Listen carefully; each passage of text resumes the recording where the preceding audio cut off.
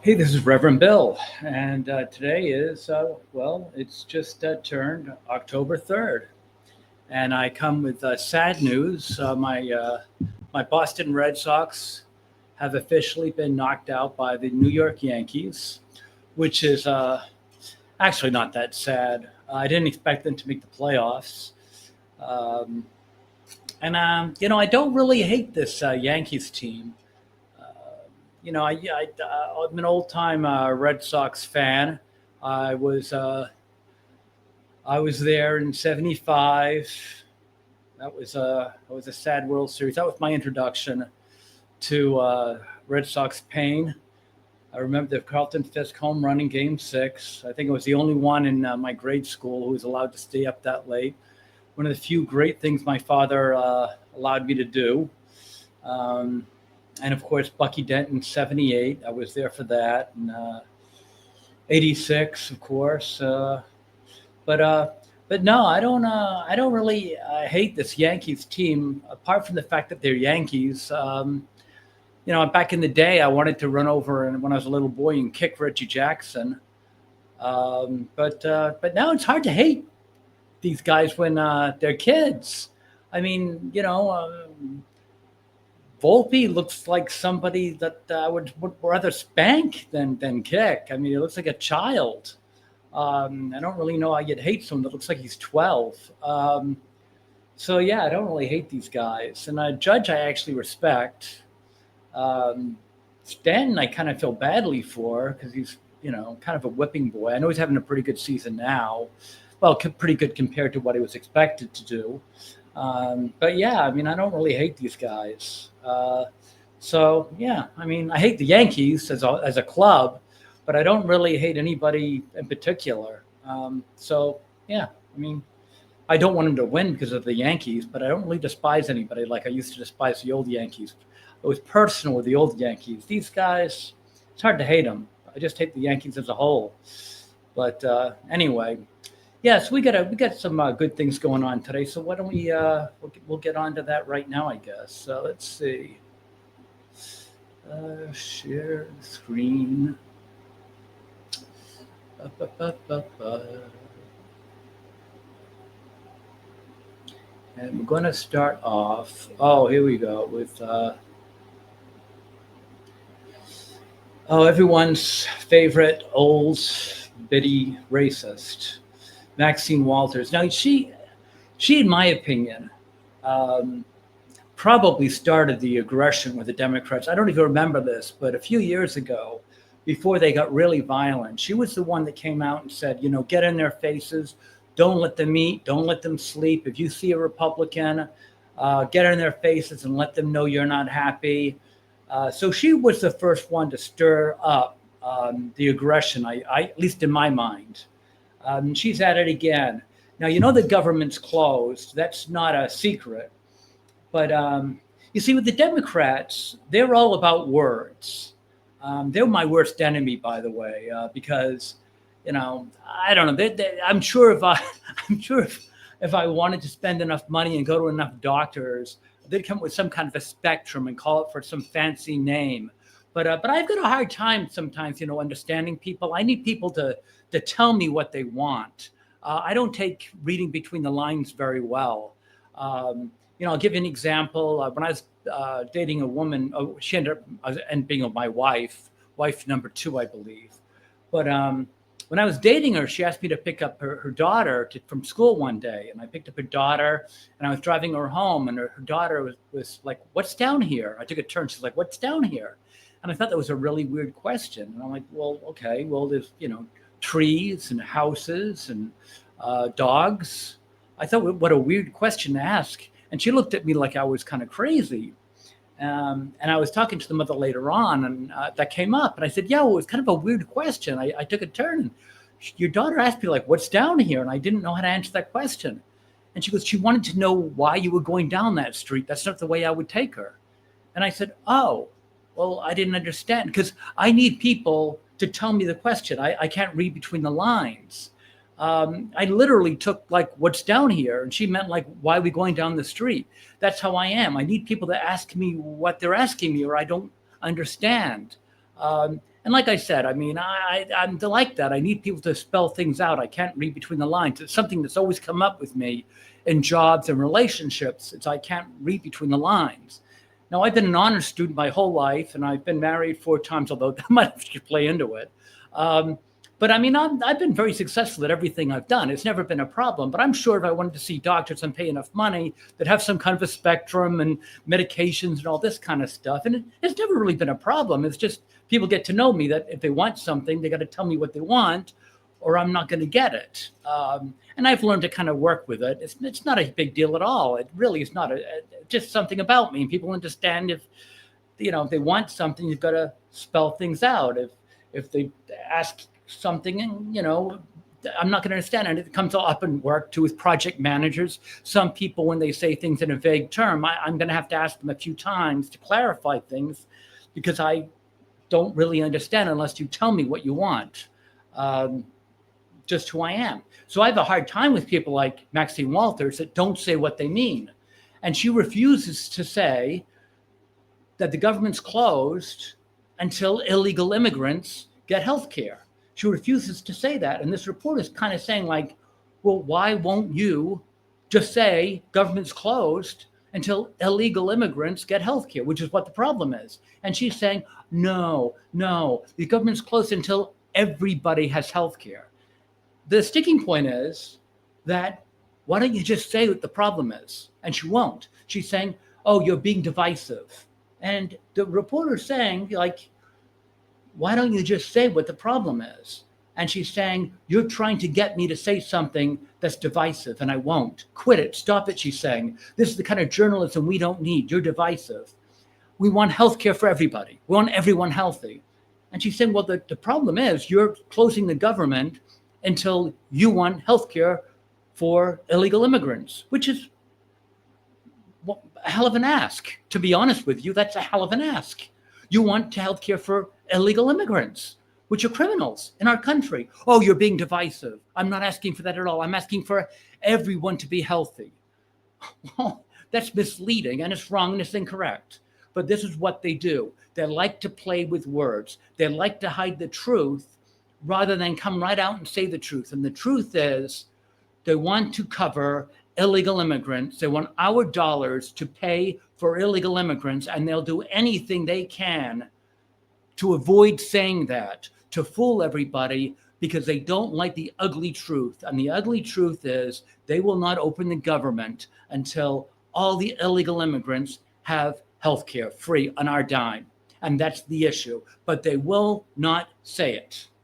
And they'll do anything they can to avoid saying it because they know it's ugly truth and they will avoid saying it at all costs. And Allison, I'm sorry, what's her name? I forget what her name is. Allison, I'm sorry, honey, Steinberg, is doing her best to get Maxine Walters to just come out and say what's on her mind, but she'd rather put on her dancing shoes and get indignant and rude rather than say the truth. And the truth is they want us paying for illegal immigrants for all their health issues and drug problems and pregnancies and all that kind of stuff, probably so they can get their votes. That'll be the next step. They'll want their votes so they'll get control again, because going on like this, they'll never get control again. It's all going to stay conservative.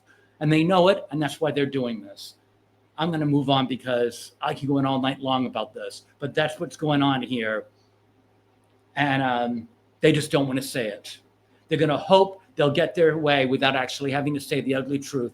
And that is they want illegal immigrants to get free health care. And moving along to the next point, New York City, they are giving away driver's license to just about any illegal immigrant they can. And I think this was done in Oklahoma. They've now actually started checking on these things. I know some of the way stations in Georgia, I noticed they're pulling over all of them and checking things. I guess Oklahoma must be doing the same. And look what they caught. New York state license. First name is no name given. Now, this is a New York state license. It's one of the most carte blanche IDs you can get. Why this was very important is because during the 9/11 attacks, they found out, I think, 19 of the illegal aliens that were actually involved in the attacks of 9/11 had had state licenses like this one. Now, please take a second to notice this is not just any license, and it's not just any New York state license. This is a CDL. This is an 18-wheeler license. This is a license very similar to a license by that guy that did that 18-wheeler turn in Florida. Only that was a CDL. That was an intra-state license for a CDL. That was supposedly very limited to just California. This is a CDL that's interstate. This is a very, very carte blanche license. This gives him license to go to any state he wants, I believe. New York State CDL. And he's got no name given. This can give him carte blanche to do just about anything he wants to come go to any state and do whatever he wants. And he didn't even give a state name. This was given to an illegal immigrant people. And this was not just the only one. They're giving them out to any illegal immigrant, apparently, if they're giving them out to no name given. So this was one of them, and they have no idea how many of these were given out, but they're looking for more. So yeah, this is actually, once you get one of these, you can hop and bop around to do whatever you want pretty much in any state. Absolutely ridiculous. So yeah, these were the ones that allowed those hijackers to move around in silence and do whatever they wanted to do to get access to the planes. And now New York State was just giving them around. You don't even need a name. Just go ahead, get them. Oh, you can drive an 18-wheeler in any state you want to, by the way.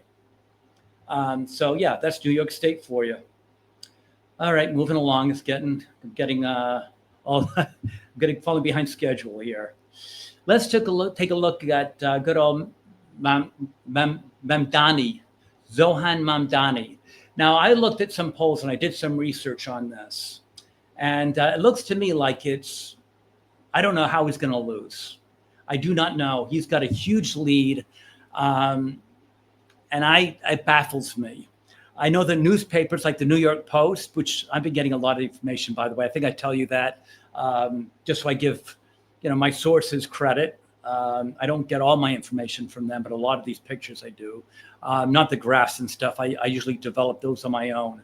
But anyway, the pictures I generally get from the New York Post. I want to credit them with that. And the interview with Maxine Walters was also Post.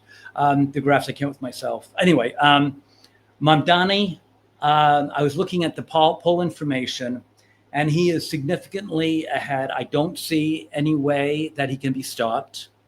And the reason is, and I got dirty when I started looking into this and doing the graphs and everything. I got dirty in there and I started looking around at why, because it blows my mind. I know a lot of people are talking about how he's completely incompetent, and I definitely agree with that. He should have no reason. There's no human reason why he should be mayor of New York. I can see that too. I absolutely do. I mean, absolutely aghast that he's going to be. So I looked into why would he be, and it's quite clear. And I think this is going to be a reflection of things coming, and that is the age group. And I can find no easy way of saying this, but it seems to me that the future of our country is going to be resting on the shoulders of idiots. And that is the Generation Z. I don't think they have any idea of what they're doing. And all the demographics of, and by the way, race doesn't seem to matter all that much. The only race that was not on board youth-wise, I mean, basically it comes down to really is, from what I looked into, is anybody over the age of like 40 was against, and again, race doesn't seem to matter. If you're over the age of 40, you pretty much know that Mamdani is a nightmare. And if you're under the age of 35, you're sold on him. The only age group that was somewhat sane for a while was blacks. the youth of the blacks was not on board until recently. And then for some reason, Mamdani went over to the blacks and convinced the black youth to join in. And now the black youth seem to have joined the ticket too. So now he seems to own the youth all the way across the board. It doesn't seem to matter about religion. Even the Jewish community of youth are on board, and he hates Israel. So I'm at a loss. It doesn't seem to matter what race, what religion. The younger generation is just sold on a guy that has no idea what he's doing. His staff has no idea what they're doing. He has nobody in his senior staff on down that has any experience that seems to know what they're doing. His ideas are nonsensical. I don't know. You got me. I don't know.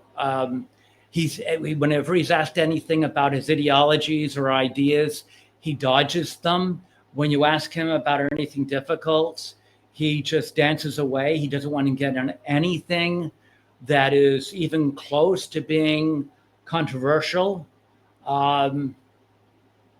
And what's really strange is he seems to have a very strong presence and showing, and this surprised me, the Asian community. Now, maybe that's because there's a lot of socialist ideas with the Asian community, but I actually did some research on that as well.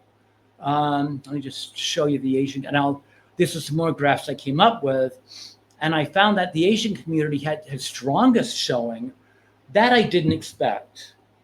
So then I did some more research, and I kind of came up with some points here. I'll read off to you on this the Quinnipiac poll about why did he appeal so much to the Asian community. This I did not get from the Post again. This I did from my own research.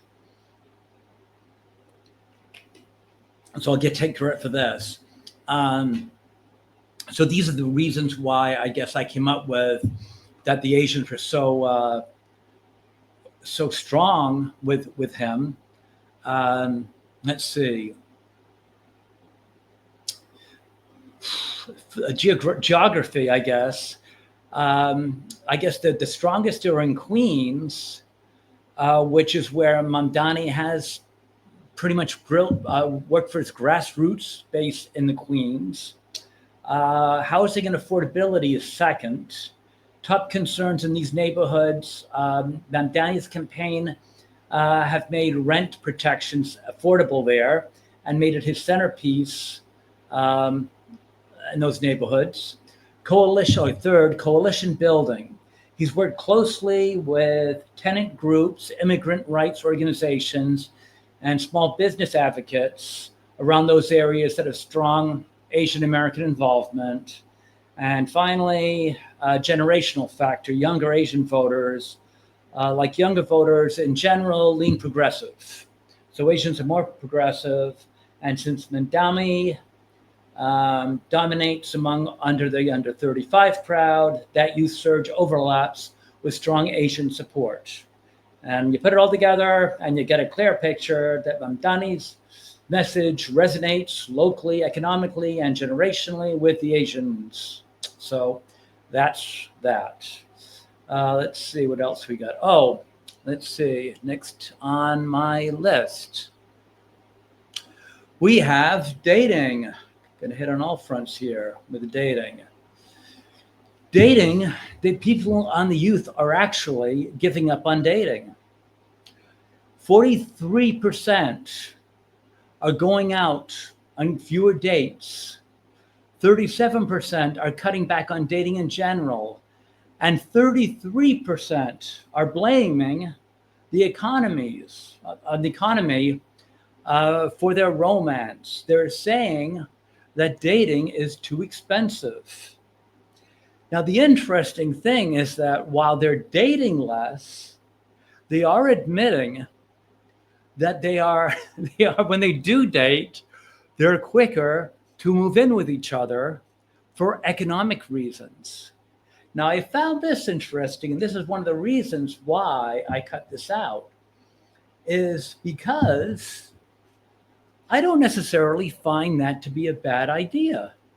And I personally think when it comes to relationships, as someone who's actually dated quite a bit and had relationships, long and short, and this is my fourth marriage, as I've mentioned, and I will state that doesn't sound great, but I do blame witchcraft for an awful lot. I had no idea that witchcraft had entered into my relationships. But looking back, I will say that I honestly blame a lot of those relationship problems on witchcraft. I would say a good part of them. I can honestly blame witchcraft on that. But with that said, I still have had a lot of challenges and a lot of experience trying to make them work. For whatever reason, they didn't work, which I had a lot of experience working on them. So regardless of what caused the problems, I certainly had a lot of work working on the problems, which gave me a lot of experience. And I will say that it's very hard to find a person you can live with to begin with.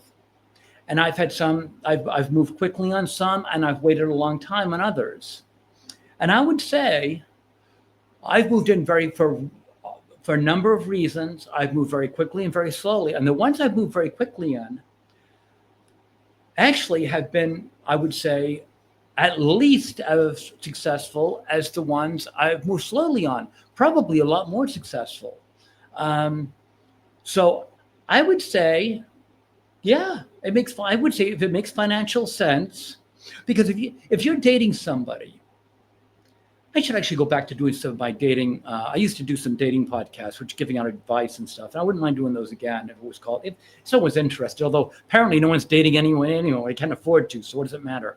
But anyway, yeah, if you get on with someone and you're dating them for, let's say a month, and things seem pretty good, you've gone over the major hurdles, right? You're attracted to them. You probably find out financially what they are. You've obviously found out if they've had children, and if they do, you found out whether they're compatible, generally speaking. I mean, you found out all the major issues, right? So, I mean, your religion, or if you found out if you don't have children, you probably found out if you're open to having children, or if you're later on in life, you found out that one way or another, you pretty much got an idea of the children thing. That's what I'm trying to say. I think you got all the major ones out of the way. So in about a month or two, you've pretty much got the major issues taken care of. You're attractive. You've probably had sex, or not. That's up to you. Either way, you've gotten that taken care of. You've gotten the finances. You get an idea of the person makes or doesn't make. You've gotten all the major hurdles. Really, all that's left is what? I mean, whether you can live with each other. So if you're at that point where you think you're ready to make the next step, why not? I mean, if it's financially feasible, if you both could use the money, why not give it a shot? I mean, it's only like, a month or two before you know. I mean, it's not that big of a deal. If you don't work out, move out. I mean, I've done it, absolutely. And I've never really had a bad experience. I have done it, and I've done it, and I've had it work out a couple of times. Once it didn't work. It worked out, but it didn't work out. But not because we didn't work out. Just things happened where, like a job and all that stuff, interfered. Life interfered. But the other two times it worked out fine. One was long term, and another time, I got married. So I mean, what's going to happen? You're going to find out someone's an axe murderer? Probably not. I don't really see a problem. I mean, why not? And you might end up saving half a rent.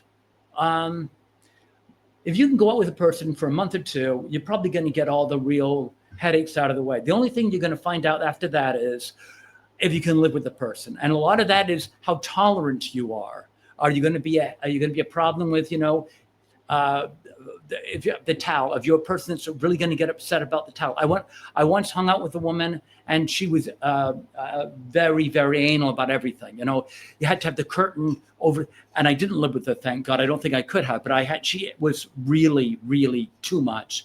you had to, when you had to shower, you had to put the curtains the right way, and you had to rinse the shower a certain way, and the soap had to go right. I could never live with her. But I mean, even staying over for a weekend, I realized I couldn't live with this woman. She was way too much. But you find that out in the first dating scene, right? You have to put your shoes in the right way.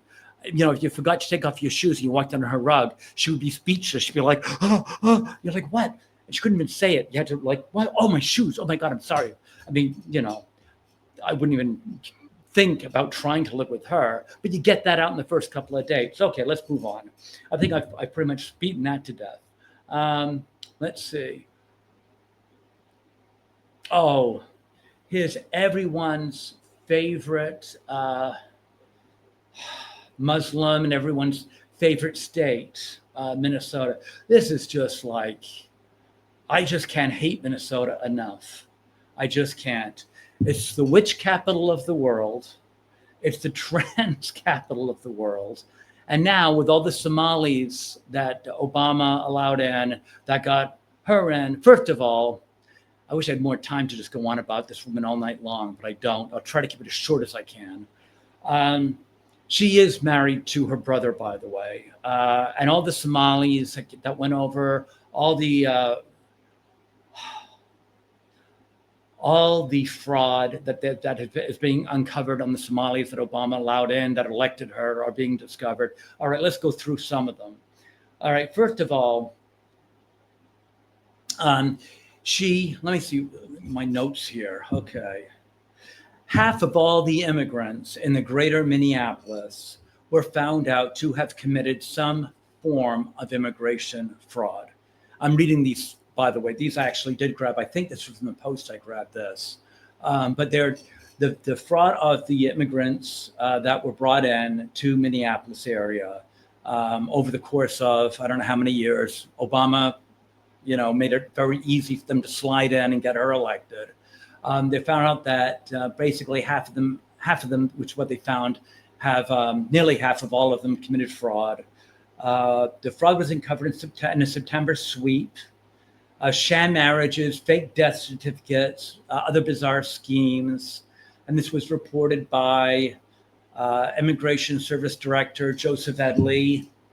It was no great surprise to those who settled in there. Some 100,000 Somali immigrants that settled in Minnesota over the past 3 decades. Let's see. In 2016, it was found that Omar, our friend, first-time candidate for the legislator, she only religiously married Ahmed Hershey, the father of her children.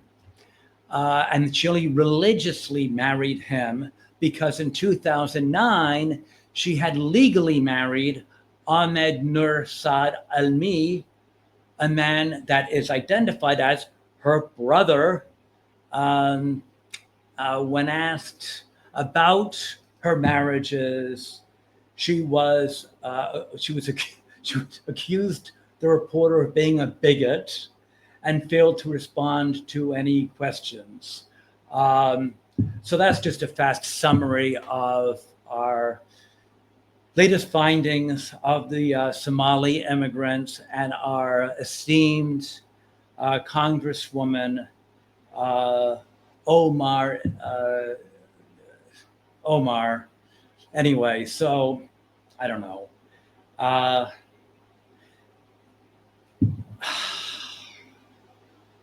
don't know. So that's pretty much it, and that's all I got. That's all I got for today. And I don't know. So I did actually just keep it under half an hour, which is what I shoot for. So I hope that was enlightening, and hope that was that you enjoyed that. And if you did, please like, share, and subscribe. And if you didn't, please try again, come back in and try again. And we'll try harder next time. This is Reverend Bill signing off. Take care now. Bye-bye.